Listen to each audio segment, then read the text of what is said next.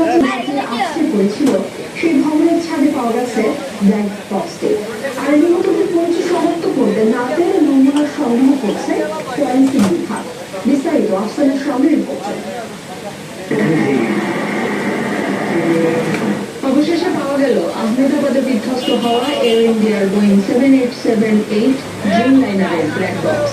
স্থানীয় পুলিশের বরাতে এই তথ্য জানিয়েছে এনডিটিভি ও রয়টার্স।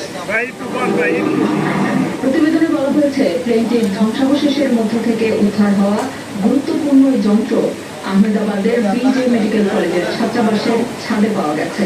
বিমানটি ওই ভবনের ওপরই আশ্রয় করেছিল। গুজরাট সরকারের সহায়তায় 40 সদস্যের একটি দল এবং এয়ারক্রাফট অ্যাক্সিডেন্ট ইনভেস্টিগেশন ব্যুরো মিলিতভাবে ব্ল্যাক বক্সটি উদ্ধার করে। এটি দুর্ঘটনার প্রকৃত কারণ অনুসন্ধানে মুখ্য ভূমিকা পালন করবে।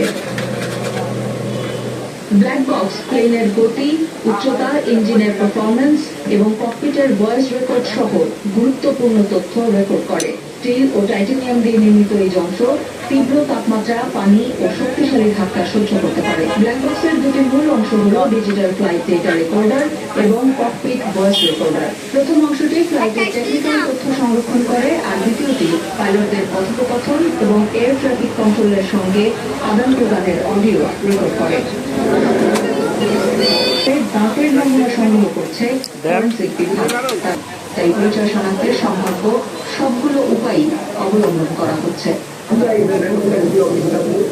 ভারত ইন্টারপোলের সদস্য, আর তাদের আইন অনুযায়ী পরিচয় শনাক্তের জন্য 3টি উপায় অবলম্বন করা হয়। একটা হলো ফিঙ্গারপ্রিন্ট, একটা হলো ডাক, আর একটা হলো ডিএনএ পরীক্ষা।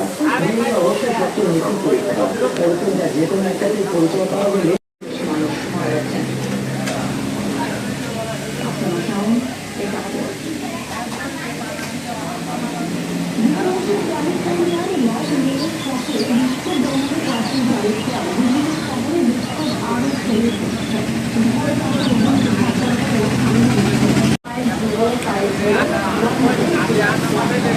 স্বাদ আছে না?